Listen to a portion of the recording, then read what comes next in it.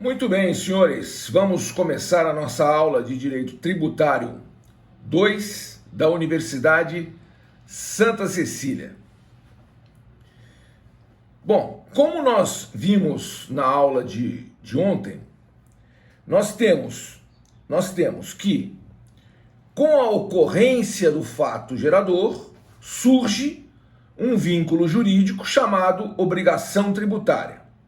Essa obrigação tributária, por seu turno, ela vai se transformar em crédito tributário através do lançamento. O lançamento é a forma que a autoridade administrativa, ou seja, que a administração pública tem, para transformar a obrigação em crédito, ou seja, para constituir o crédito tributário. Só que nós temos três formas de lançamento, que são lançamento de ofício, lançamento por declaração e lançamento por homologação. Muito bem. E aí nós vimos o seguinte, que de uma maneira geral, o direito busca a extinção dos conflitos pelo decurso de um lapso de tempo. Nada pode se perpetuar no tempo sem que seja extinto pelo simples decurso desse próprio lapso de tempo. E aí a lei estabelece tempos em que ocorrem as figuras jurídicas da decadência e da prescrição. Muito bem. Só que o que acontece? Em direito tributário, nós temos uma diferença muito grande entre esses institutos jurídicos, chamados de decadência e prescrição, em relação à teoria geral do direito. Porque na teoria geral do direito, decadência é perda do direito material e prescrição é perda do direito de ação. Mas nós vimos que em direito tributário isso não é verdade. Por que não é verdade? Por causa da redação do artigo 156, inciso 5 do CTN, que diz que extinguem o crédito tributário, inciso 5, a prescrição e a decadência. Então, ambas as formas, tanto a prescrição quanto a decadência, são formas de extinção do crédito tributário. Ora, e o que é o crédito tributário? Senão a própria obrigação que se tornou objetiva através do lançamento. Veja, por isso que você tem que entender desde o início lá. Veja, fala, o 156.5 diz, extinguem o crédito tributário, inciso 5, a prescrição e a decadência. Veja, o que é crédito tributário? É obrigação. O que é obrigação? É vínculo jurídico, que nasce com fato gerador e se transforma em crédito através do lançamento. Então, tanto obrigação quanto crédito são o próprio direito subjetivo da fazenda, ou seja, o direito material, o direito que a fazenda tem de receber dinheiro do contribuinte. Veja, e esse direito se extingue pela decadência e se extingue pela prescrição. Então, em direito tributário, prescrição não é só perda do direito de ação, como é na teoria geral do direito, em que eu posso ter a perda de um direito de ação sem que haja a perda do meu direito material. Dei o exemplo de um cheque. Um cheque tem uma ação executiva, né, que tem um prazo prescricional da ação executiva, que é 180 dias, contados da data limite de apresentação do cheque ao banco, e esse prazo é 30 dias se o cheque for da praça, ou 60 dias se o cheque for de outra praça. Isso está onde? Está na lei do cheque, na lei uniforme, que é uma lei, é um tratado internacional, do qual o Brasil é um país signatário. Muito bem. Ora, então, pode acontecer, como muitas vezes acontece, de alguém prescrever da ação executiva do cheque, mas não decair do direito subjetivo à percepção do cheque. Então, transcorrido o prazo da ação executiva, o sujeito não pode mais executar, mas ele pode cobrar por outra via. Ele pode entrar com uma ação monitória, ele pode entrar com uma ação de rito comum para receber o cheque. E vai receber o cheque. Por quê? Porque o direito subjetivo não pereceu. pereceu o direito de ação. Qual? Ação de execução. Isso em direito tributário não existe. E veja outra consequência, por isso que eu uso 2 aulas para falar de decadência e prescrição, porque a gente tem que fazer várias reflexões. Vejam, olha só, disso resulta uma questão importantíssima, que é, veja, se você, vamos imaginar que você prescreveu da ação executiva do cheque, porque transcorreu o prazo, mas você vai entrar, ainda não entrou, vai entrar com uma ação monitória para receber o cheque, mas ainda não entrou. Você tem 3 anos para fazer isso. Muito bem, você prescreveu da ação executiva, mas você não decaiu do direito. Olha o que é importante. Aí vem o devedor e fala assim, eu vou te pagar o cheque. E te paga. Ele pagou devidamente ou pagou indevidamente? Esse pagamento é válido ou esse pagamento é indevido? O que vocês acham? Quem se arrisca numa resposta?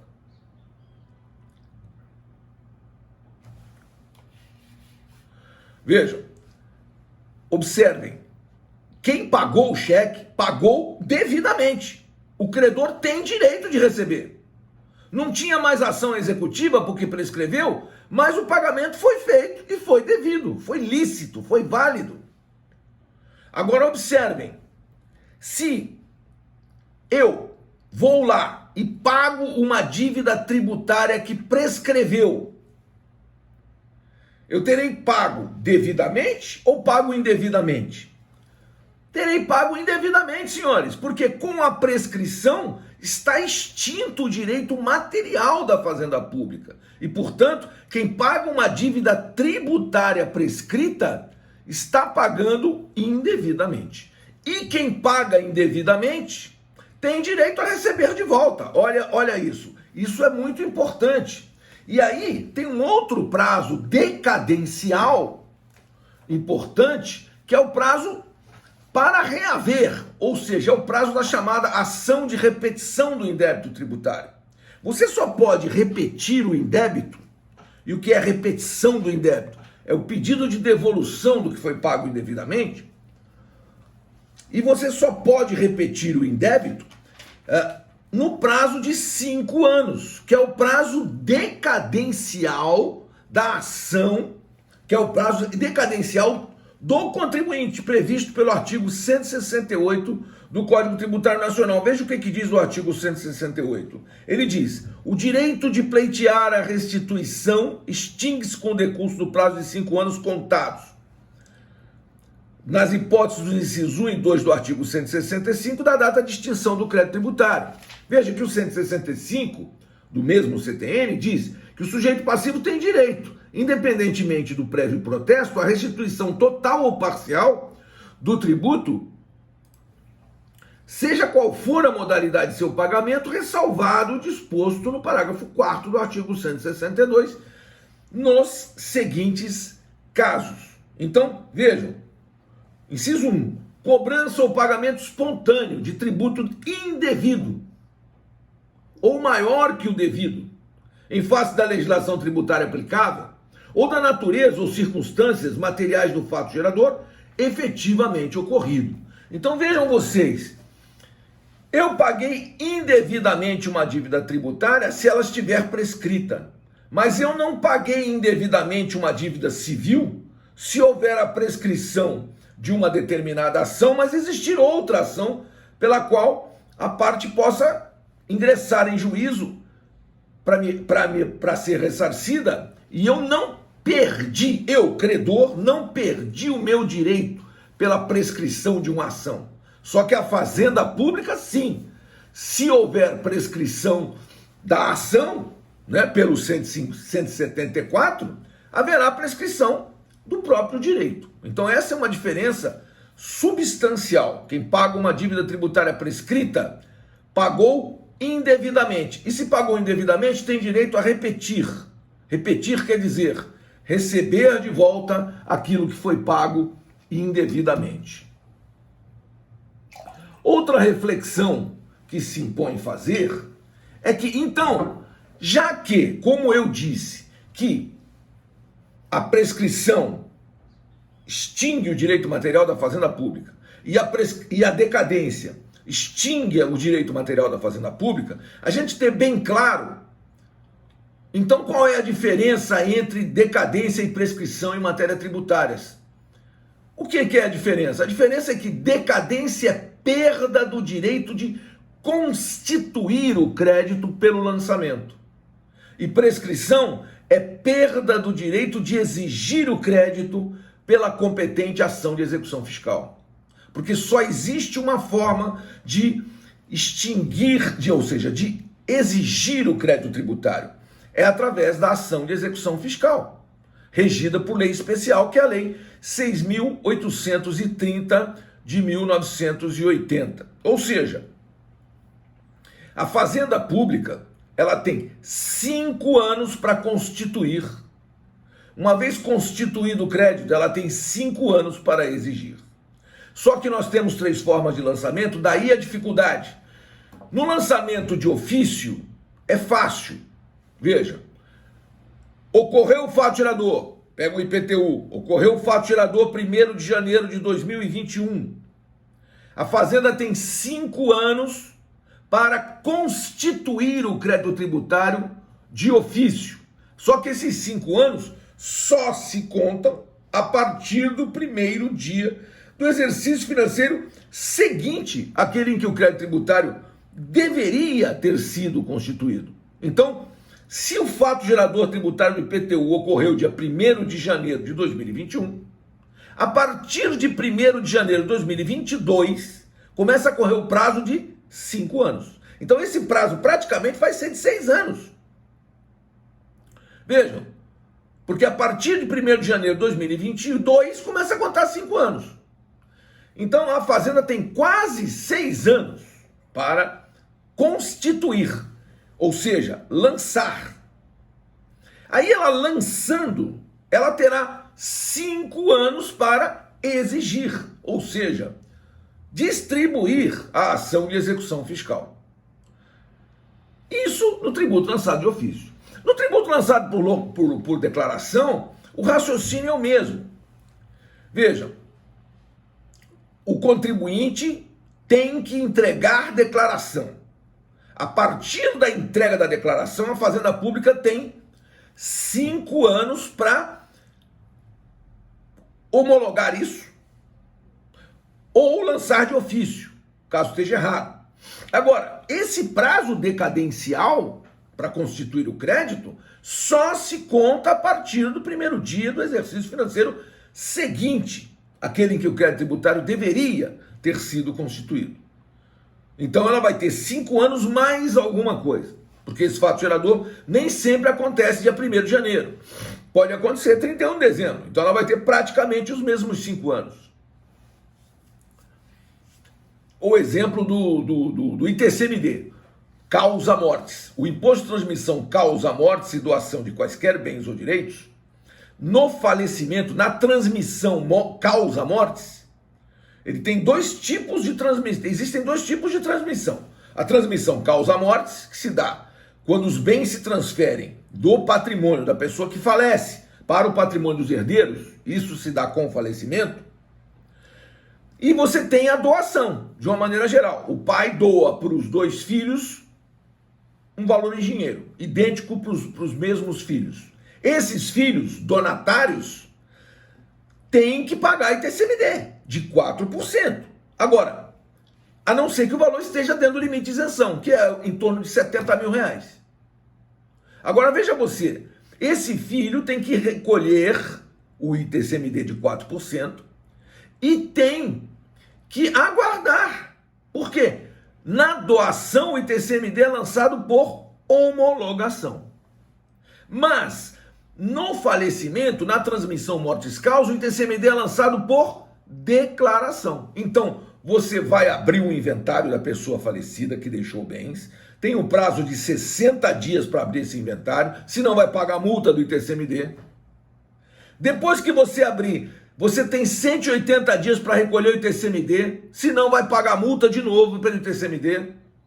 E você vai entregar sua declaração junto à Secretaria da Fazenda do Estado de São Paulo e ela vai concordar com o que você declarou ou vai discordar e vai lançar de ofício. Mas veja você, o prazo decadencial da Fazenda Pública para constituir o crédito tributário relativo ao ITCMD causa-mortes vai ser 5 anos, contados a partir do primeiro dia do exercício financeiro seguinte, porque esse tributo é lançado por declaração. Já no caso da doação, esse contribuinte vai recolher o ITCMD e aguardar 5 anos do fato gerador. Por quê? Esse tributo é lançado por homologação e, como eu disse na aula passada, nos tributos lançados por homologação não corre o prazo do artigo 173. Por que não corre o prazo do artigo 173? Por uma razão simples. Porque corre o prazo decadencial do parágrafo 4º do artigo 150 do CTN. Para os tributos lançados por homologação, o prazo para constituição do crédito tributário é de 5 anos, contados a partir da ocorrência do fato gerador. E aí a Fazenda Pública, nesse prazo, ela vai verificar que o contribuinte pagou corretamente e homologar expressamente. Ou então vai verificar que o contribuinte não pagou corretamente e vai lançar de ofício. Ou então ela não vai ao contribuinte. Ela não vai fiscalizar esse contribuinte, como acontece em 99% dos casos. E aí, transcorridos 5 anos do fato gerador, pronto, está homologado tacitamente e extinto o crédito tributário pela decadência prevista pelo parágrafo 4º do artigo 150 do CTN. Muito bem. 3 formas de lançamento, 3 formas de raciocínio. Muito bem. Agora vejam só. O prazo decadencial da Fazenda Pública para constituir o crédito tributário, ele tem uma característica especialíssima, que é uma espécie de interrupção do prazo decadencial. Veja só, parágrafo único do artigo 173. O direito a que se refere esse artigo extingue-se definitivamente quando o decurso do prazo nele previsto, contado da data em que tenha sido indicada a constituição do crédito tributário pela notificação ao sujeito passivo de qualquer medida preparatória indispensável ao lançamento. Quer dizer, prazos decadenciais da teoria geral do direito não se interrompem nem se suspendem, mas o prazo decadencial do 173 permite uma interrupção. O que é interrupção, senhores? Interrupção é a devolução integral do mesmo prazo. Você recebeu uma notificação para prestar informações. Então a Fazenda vai fazer um lançamento. A partir dessa notificação, ela tem 5 anos para lançar. Não lançou, aí ela decaiu. Entendeu? Agora, vamos supor que já tivesse 4 anos transcorridos do fato gerador. Quando ela notificou você, interrompeu, ela tem mais 5. E se ela não constituir nesses 5, aí sim, ela terá decaído desse direito. Uma outra circunstância bem parecida. Aqui, veja só, eu trouxe uma jurisprudênciazinha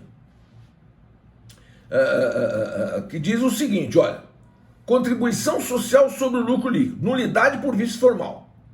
Com vistas a assegurar a legalidade, o contraditório, a ampla defesa, realizar certeza e a segurança jurídica, deverá ser anulado o lançamento do crédito tributário em que não tenham sido cumpridos os requisitos legais essenciais previstos para a formalização do instrumento mediante o qual se exteriorizou. A imprecisa descrição dos fatos, que seja insuficiente para caracterizar a ocorrência da infração imputada ao sujeito passivo, macula o lançamento tributário de vício insanável, tornando nula a respectiva constituição. Então veja você, Isso aqui, esse CC aqui era o Conselho de Contribuintes, que hoje é o atual CARF, é o Conselho Administrativo de Recursos Fiscais, tá? Essa decisão pode ser consultada lá no site do CARF. Muito bem, então o que eu quero lhes mostrar? Aqui o que eu tinha? Eu tinha um lançamento que foi anulado administrativamente.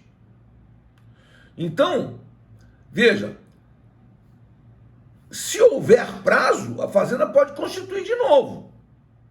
Mas, normalmente, isso aqui não tem prazo. Então, ele constituiu indevidamente, está contando o prazo decadencial da Fazenda Pública, certo?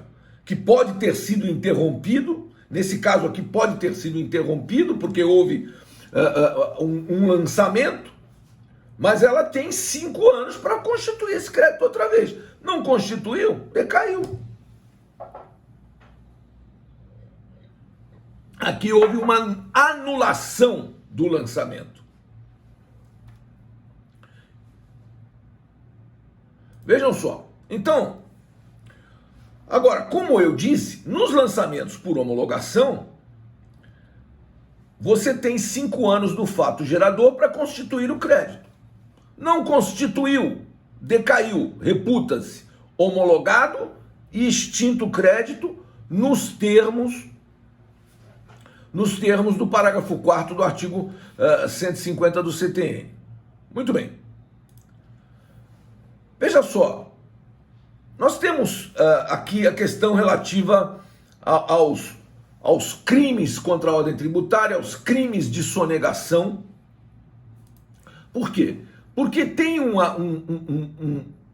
a última frase aqui do artigo 150, parágrafo 4º, diz que esse direito, a Fazenda vai decair desse direito, salvo se comprovada a ocorrência de dolo, fraude ou simulação.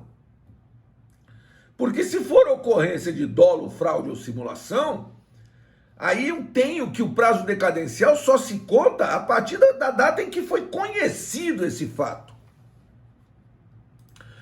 O artigo 71 da Lei 4.502 de 64 diz que a sonegação é toda ação ou omissão dolosa tendente a impedir ou retardar total ou parcialmente o conhecimento por parte da autoridade fazendária.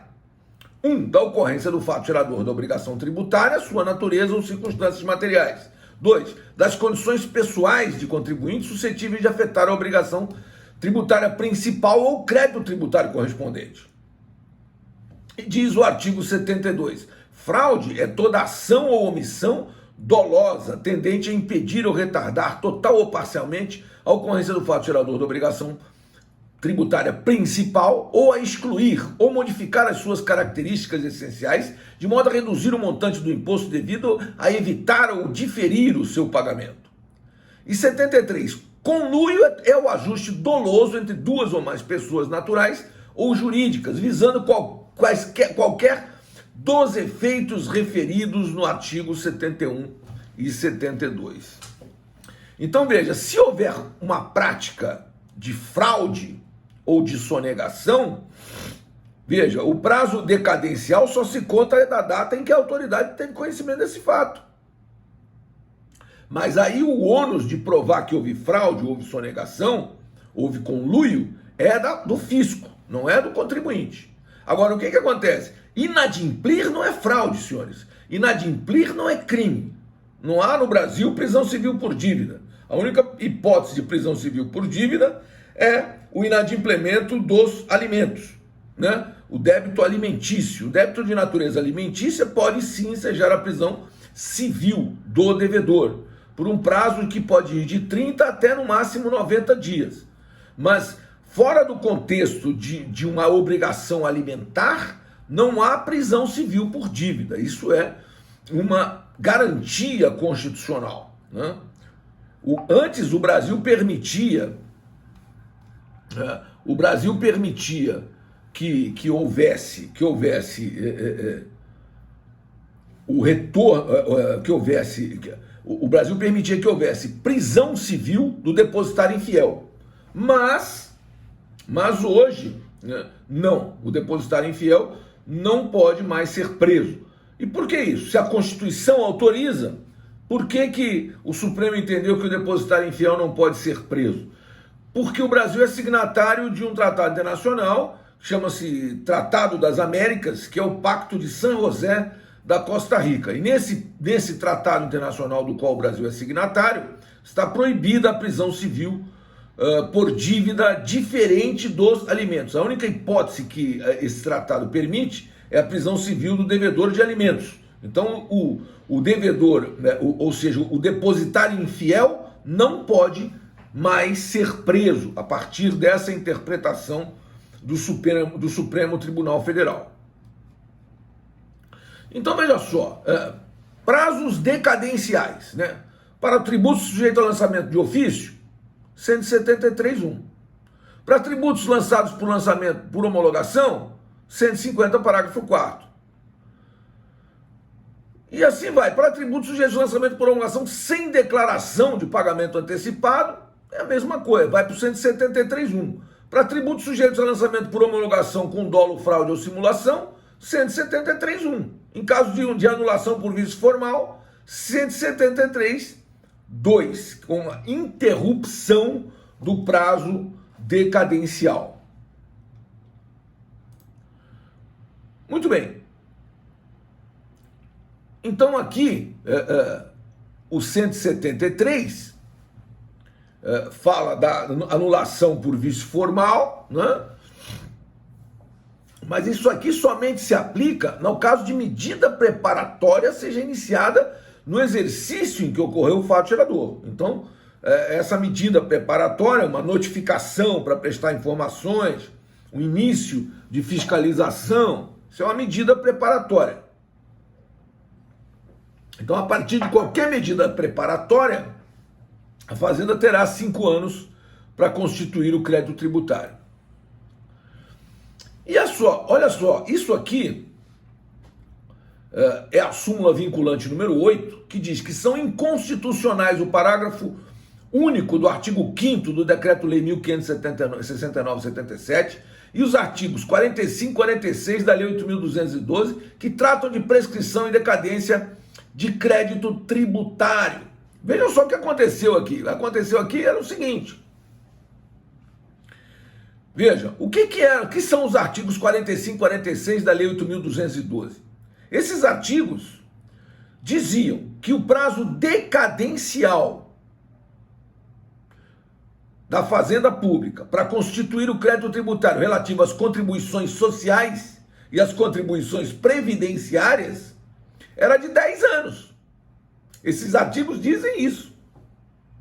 Contribuições sociais e contribuições previdenciárias prescreve, ou seja, a Fazenda só decai do direito de constituir esses créditos em 10 anos e não 5 anos. Aí o Supremo veio e disse, não, isso é inconstitucional, meu amigo. Por quê? Porque contribuição previdenciária, contribuição social, elas têm natureza jurídica tributária. E, portanto, só quem pode tratar de prescrição e decadência em matéria tributária é a lei complementar. Isso por força do artigo 146 da Constituição. Se você pegar o artigo 146 da Constituição, que estabelece o papel da lei complementar em matéria tributária, você vai ver o seguinte, veja o que diz o artigo 146. Ele diz, cabe à lei complementar, e vai estabelecendo o papel da lei complementar em matéria tributária. E aí ele fala no inciso 3, estabelecer normas gerais em matéria de legislação tributária, especialmente sobre, letra A, definição de tributos de suas espécies, etc. Letra B, obrigação, lançamento, crédito, prescrição e decadência tributários. Então, prescrição e decadência são matérias reservadas à lei complementar. E a Lei 8.212 de 91, que lei é essa? Essa é a lei do custeio da Previdência Social. O direito previdenciário tem duas leis principais. A 8.212 de 91, que é a lei do custeio. E a 8.213 de 91 também, que é a lei do benefício. Então, os previdenciaristas estudam a Lei 8.213. E os tributaristas estudam a Lei 8.212, porque as contribuições previdenciárias no Brasil se transformaram em tributos. Um minuto só para eu ver a gravação aqui, volto em seguida. Um minuto, por favor.